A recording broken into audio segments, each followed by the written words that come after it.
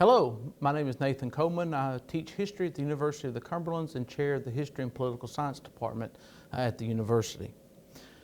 Although it's a tired cliche that the winners write history, the case of the Anti-Federalists offers an instance that proves this platitude true. With the possible exception of receiving credit for pushing for a Bill of Rights to be added to the Constitution, Anti-Federalist arguments against the Constitution received what can probably be best described as a thundering inattention from pretty much everyone today, with the possible exception of an increasingly small number of scholars who study the Constitution's origins. So what I want to do today in the time that we have is trying to lay out some of the primary arguments of the Anti-Federalists that they had against the Constitution. This is not going to be comprehensive. This is not going to be a massive deep dive into those arguments, but at least enough to provide you an understanding of where the Anti-Federalists are coming from and their primary arguments that, if you choose to explore Anti-Federalist political thought more, can at least give you the foundation that you need to do that deep dive. One thing that is critical to understand about the Anti-Federalists before we actually move into those arguments is to understand that Anti-Federalists actually supported parts of the Constitution. It's a misnomer to think that the Anti-Federalists were completely against the Constitution in all of its elements, all of its constructions, and all of its powers. That simply just is not true. Anti-Federalists actually supported a great deal of the Constitution. They believed that the congressional power to regulate interstate and foreign commerce was absolutely indispensable for this new government. They believed that this new government should also control our relationship with foreign powers. They agreed with the separation of powers. They liked the idea of 3 separate branches of government. All these things they generally supported. They even believed that the Articles of Confederation was not meeting the needs and demands of the new country. So when we think about why the Anti-Federalists resisted the Constitution, it wasn't because it was a replacement of the Articles of Confederation. Predominantly it's because they believed the Constitution actually went too far in correcting the problems under the Articles of Confederation. In other words, that the cure was actually worse than the disease. To understand what I mean by going too far or being a cure worse than disease, let's begin discussing what I believe are the 2 most important and common arguments Anti-Federalists offered against the Constitution. The first was that the Constitution would, over the course of time, destroy the liberties of the people.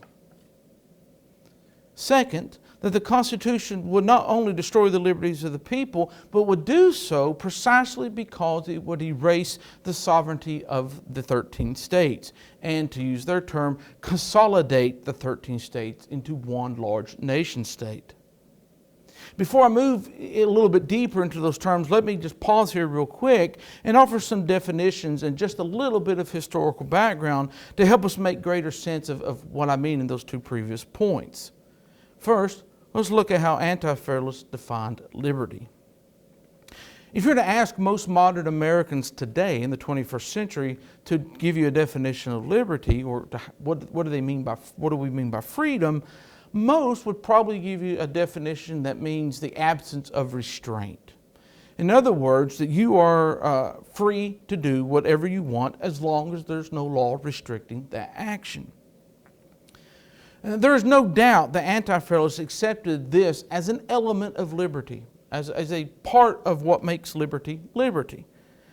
But that's not the only way they defined liberty. Rather, Anti-Federalists adhered to what can probably best be described as a classical Republican, and small r Republican, conception of liberty.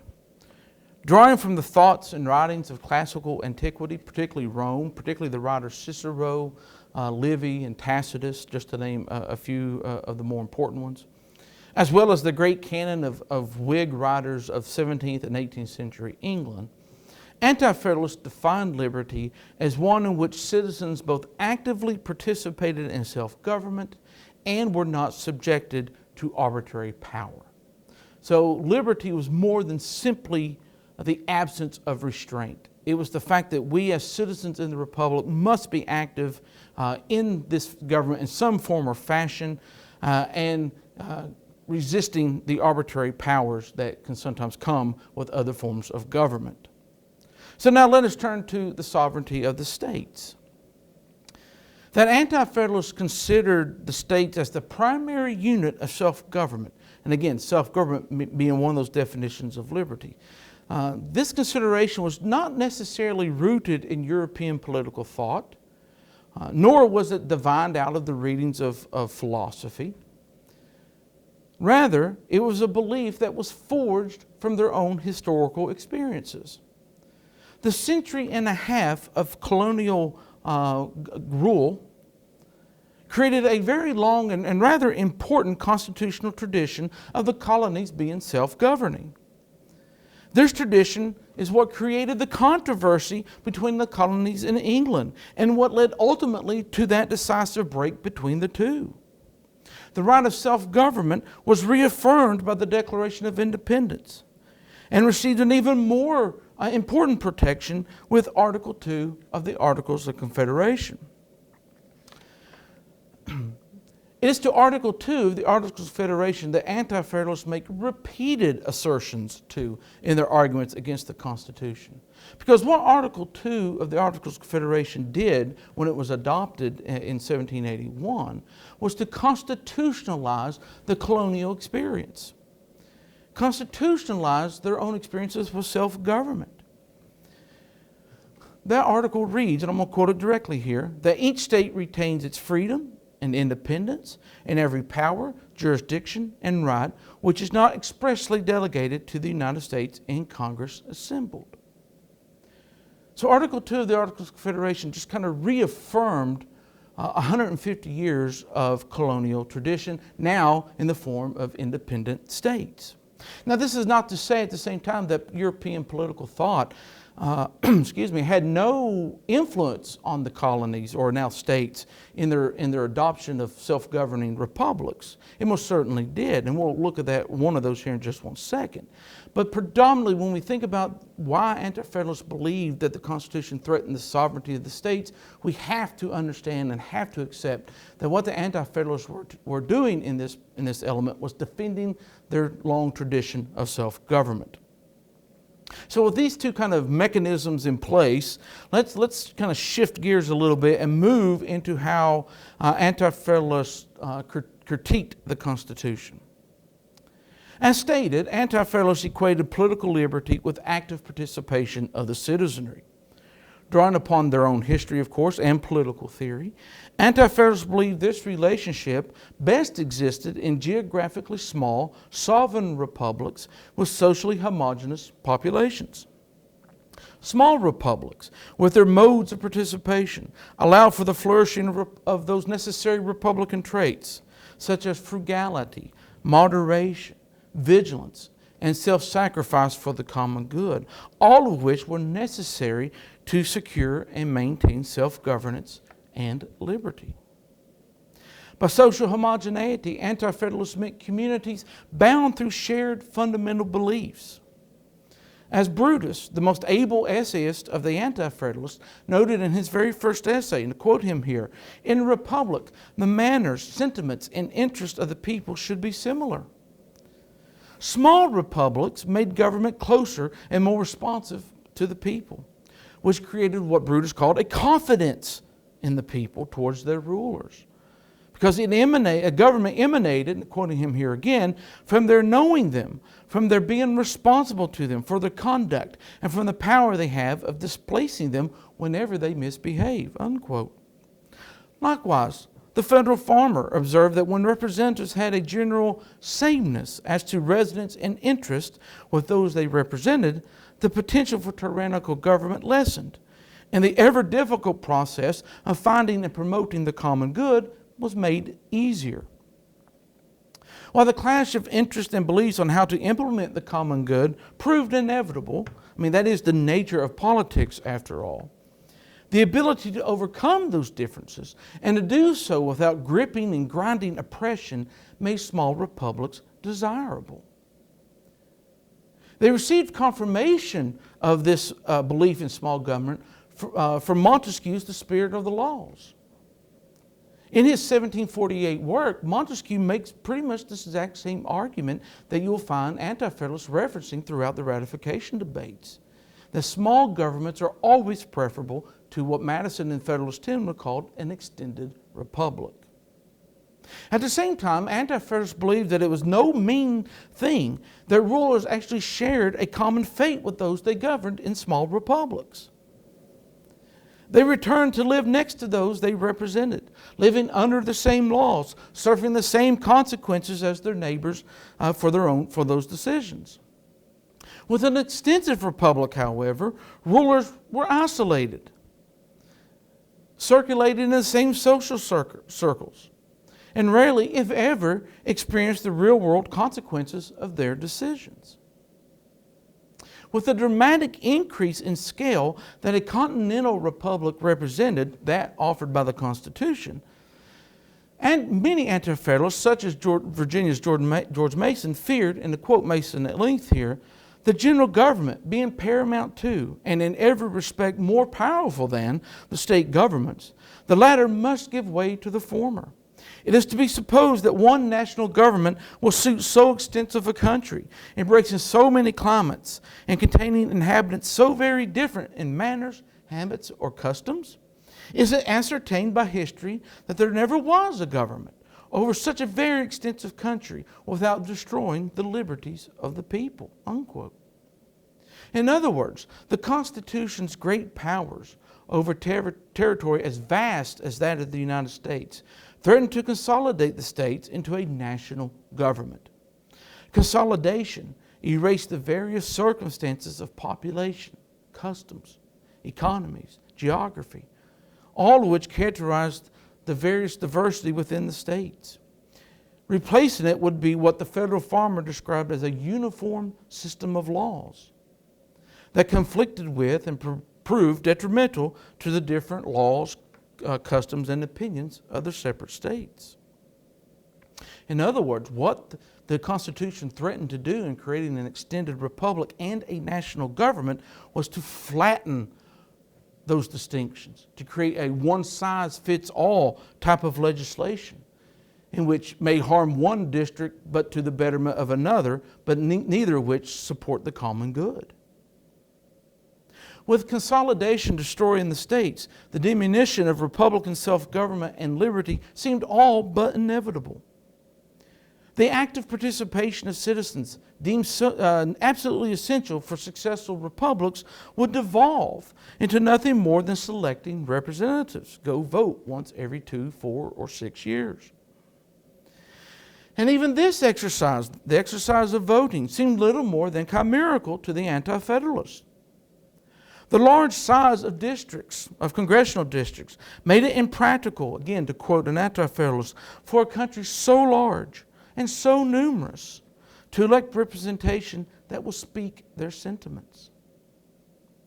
This scale severed the relationship between the governed and the governors, as neither citizen nor ruler would know one another or live together. With the central government removed from the closeness of the people, Brutus and other Anti-Federalists argued that Republican vigilance, necessary to the preservation of liberty, would wither away, as people at large would know little of government's proceedings, and it would be extremely difficult to change them, Brutus said. As a consequence of this increasing detachment of the rulers from the ruled, the people would, quote again, have no confidence in their legislature, suspect them of ambitious views, be jealous of every measure they adopt. It will not support the very laws they pass. The scale of this continental republic threatened not only Republican liberty, but the homogeneity necessary for self-governance, as Brutus explained. The different parts of the Union are various, and their interests of consequence diverse. Their manners and habits differ as much as their climate and productions, and their sentiments are by no means coincident. The laws and customs of the several states are, in many respects, very diverse, and in some opposite. Each would be in favor of their own interest and custom. And of consequence, a legislature will be composed of such heterogeneous heterogeneous, and discordant principles as would constantly be contending with each other. Thus, as homogeneity gave way to heterogeneity, different and potentially conflicting cultures would clash. Should one of these elements gain the levers of power, nothing would stop that one group from carrying out its will against the others. In other words, subjecting the rest to this arbitrary will of the one. In essence, the Constitution's threat of consolidation promised the end of self-government, again, which is one of the key elements of Republican liberty, and threatened the creation of an aristocracy, a ruling elite detached from and unresponsive to the concerns of the people. Rather, the concern of this ruling elite, of this aristocracy, would be the aggrandizement of their own power and the extraction of wealth from the populace. With these elements in mind, I guess the next natural question, of course, is why did Anti-Federalists fear this kind of bleak, almost dystopian, although that's not a word they would have had in the vocabulary, but this kind of dystopian notion of the future of the United States under the Constitution? What was it about the Constitution that created these grand fears? Anti-Federalists focused on several elements and provisions of the Constitution to make these claims, these kind of almost dour claims about what the future beheld under the Constitution. First, they argued that the Constitution provided only vague outlines of federal power. Ambitious and indefinite and dangerous, Elbridge Gerry of Massachusetts called them. Another Anti-Federalist stated how there had never before existed a social compact so vague, so indefinite in its powers. Patrick Henry, the great firebrand of the Revolution, noted that the Constitution gave Congress what he called unlimited authority over the national wealth and unbounded control over the national strength. And even this phrase, unbounded control, is another way of saying arbitrary. It's used interchangeably in this period.